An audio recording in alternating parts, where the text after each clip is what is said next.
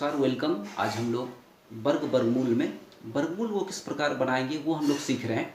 तो हमने लिखा है कि भागफल विधि से वर्गमूल ज्ञात करना हम लोग सीखेंगे। भागफल विधि को कई अन्य नामों से भी जानते हैं, जैसे कि दीर्घ विभाजन विधि भी इसको कहते हैं या भाग विधि भी हम लोग इसको कह सकते हैं। तो इसके कुछ चरण हैं, उन चरणों को देखते हैं और समझते हैं। आइए, पहला चरण है इकाई स्थान से शुरू करते हुए। प्रश्न हम ले लेते हैं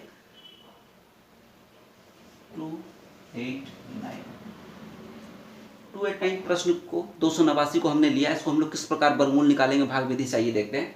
तो चरण वाइज हम लोग पहले इसको समझते हैं क्या करना है। तो चरण 1 हमें कह रहा है कि इकाई स्थान से शुरू करते हुए प्रत्येक के ऊपर बार लगाना है पहले। तो इकाई स्थान से ऊपर में बार लगेगा। यदि अंकों की संख्या विषम हो, जैसे कि 3 अंक है यहाँ, तो विषम हो तो बाईं ओर एक अंक पे बार लगाइए। अब बाईं ओर आप देख रहे हैं कि एक अंक बच गया है, तो हम बाईं ओर एक ही अंक पे बार यहाँ लगा देंगे। इस प्रकार हम चरण 1 को पूरा कर लिए। अब चरण दूसरा चरण पे चलते हैं। वह सबसे बड़ी संख्या ज्ञात कीजिए जिसका वर्ग सबसे बाईं तरफ के बार के नीचे लिखी संख्या से कम या बराबर हो। बाईं तरफ हमारी 2 है, तो 2, तो अब एक संख्या हमको वर्ग संख्या चाहिए। जिस संख्या का वर्ग चाहिए, मान लीजिए 1 का वर्ग, 2 का वर्ग, इस प्रकार से वर्ग होता है। तो वह सबसे बड़ी संख्या ज्ञात करनी है जिसका वर्ग करने के बाद जो बाईं संख्या लिखी हुई 2, इसके संख्या के बराबर या उससे कम या बराबर। तो हम देख रहे हैं कि 2 का वर्ग 4 हो जा रहा है, ज्यादा हो जा रहा है, तो 1 का वर्ग लेंगे तो 1 का वर्ग हो। अब हम भाग कीजिए और शेषफल ज्ञात कीजिए, दूसरा चरण। तो यहाँ बनाते हैं भी हम लोग, एक बार लगाए, उसके बाद इसको हम लोग इस प्रकार से लिखेंगे। तो अब इसको हम लोग भाग लगाएंगे, यानी कि एक बार में देंगे, एक बार में भागफल में भी 1 लिख देंगे हम, ठीक है। अब भागफल में 1 लिख दिए। अब 1 का वर्ग 1 होता है। अब हम लोग इसको शेषफल ज्ञात, हम लोग अगले चरण में चलते हैं। चरण तीसरा हमें क्या बोलता है, अगली बार के नीचे की संख्या को, अगली बार, इस बार की काम हो गई, अगली बार, ये जो बार है, अगली बार के नीचे की संख्या को शेषफल के दाएं में लिखना है। शेषफल के दाएं में लिख देना। शेषफल ये 1 है, इसके दाहिने में हम लोग 89 को लिख दिए। अब 89 को हम लोग लिख दिए। चलिए, अब चरण 3 का काम कर लिया। अब चरण 4 में चलते हैं।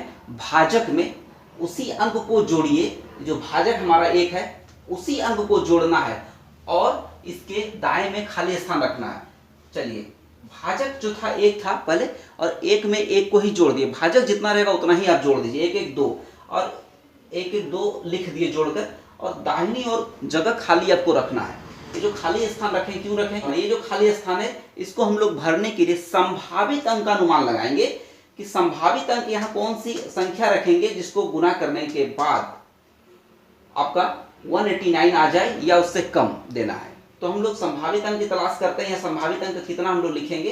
तो हम लोग जानते हैं कि 9 लाना है, ये आसान तरीका से समझ रहे हैं हम लोग। 9 लाना है तो हम लोग किसके वर्ग में 9 होता है, तो हम लोग जानते हैं कि 3 का वर्ग 9 होता है, और 7 का भी वर्ग जब करते हैं तो इकाई में 9 आता है। तो संभावित अंक 3 या 7 हो सकती है हमारी।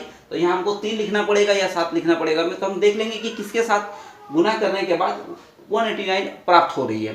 तो हम लोग यहाँ 3 रख रहे हैं, 3 रखेंगे। तो 3 यहाँ रखने से देखिए, जब इसको गुना करेंगे तो मात्र 69 हो रहा है, यानी कि 3 संभव नहीं है। तो हम लोग क्या करेंगे, अगला संभावित अंक मेरा 7 है। यदि हम 7 को यहाँ दे देते हैं तो ये पूरी 7 होने से 189 हमें प्राप्त हो रहा है, जिसको हम लोग लिख दिए। अब हमारा शेषफल कितना हो जा रहा है, 0।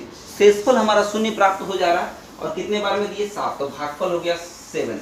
तो पहले 1 बार में दिए थे, फिर 7 बार में दिए। तो इस प्रकार जो हमें भागफल प्राप्त हुआ, यही हमें 289 का वर्गमूल हमारा हुआ। 289, यानी कि 289 का जब हमने वर्गमूल किया तो हमें प्राप्त होता है 17। इस प्रकार से हमें आंसर 17 प्राप्त होता है।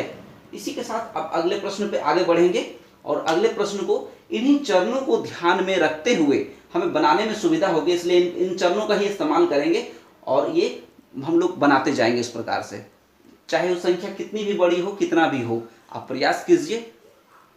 धन्यवाद।